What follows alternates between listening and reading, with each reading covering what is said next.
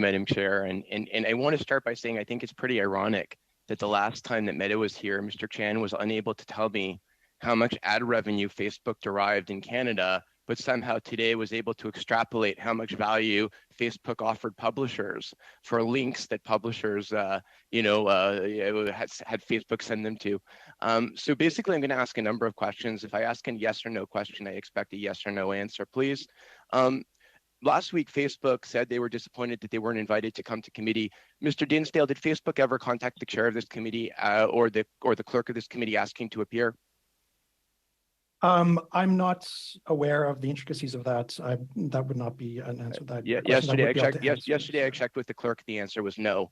The last time Facebook was here, Mr. Chan and Mr. Dinsdale, I asked a number of questions about the experience of Facebook in Australia when you threatened to take down pages because of the similar legislation to C-18, and then Facebook did so, causing chaos for a week.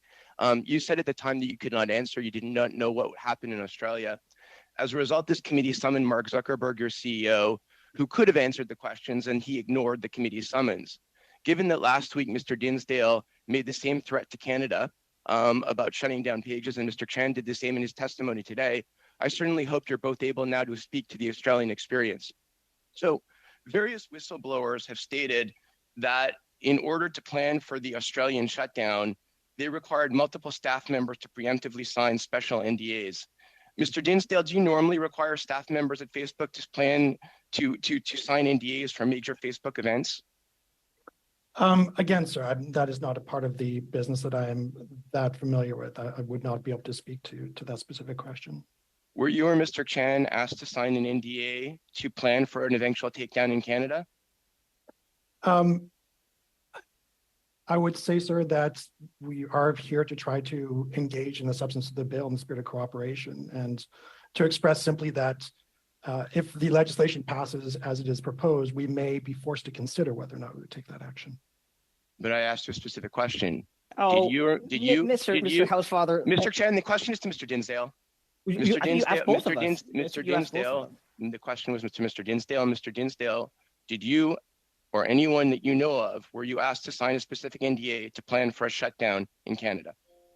So again, we're here to engage on the substance of the bill in the spirit of cooperation. And what I can share is that if the bill passes as it is proposed, we may be forced to consider whether or not we would take any kind of action. Okay, well, I guess I'm going to take that as you're refusing to answer whether you did or did not, and I would probably take that as an affirmative. Mr. Housefather, would you like to ask me? Mr. Chan, please. Whistleblower documents. When a question is addressed to you, you can speak, and I'm afraid you cannot intervene right now. Whistleblower documents from Australia said that although Facebook said implementing the ban was intended to affect only news outlets, executives knew its process for classifying news for the removal of pages was so broad, it would likely hit government pages and other health and social services. It did in fact hit over 170,000 pages, including the Department of Fire and Emergency Services, the Council on Homeless Persons, Suicide Prevention Australia, Domestic Violence Support pages, the Kids Cancer Project, the Royal Children's Hospital, the Jewish Holocaust Center, State Fire and Rescue during fire season, and municipal, state, territorial governmental pages. Facebook then said that this was a technical error that Facebook worked to correct, and that any suggestion that Facebook did this deliberately was categorically and obviously false. Mr. Dinsdale, do you agree that it was a technical error and that there was no attempt to shut down these pages? My understanding of the situation is, as we've expressed it, that any of those takedowns would have been done in error and were rectified as quickly as possible. Funny enough, they seem to have been rectified as soon as the Senate approved the revised bill with Facebook amendments. The Facebook response team was able to then do it within a matter of minutes when the Senate adopted the amendments, which was 8 days after the initial takedown.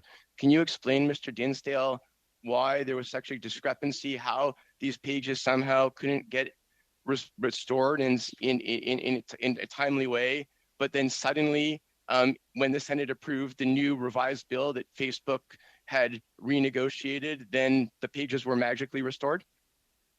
I mean, that to me sounds somewhat, in all due respect, speculative. And so what I'm able to share is what we have shared, that any errors that were made were rectified as quickly as possible, sir. Okay, that's fine.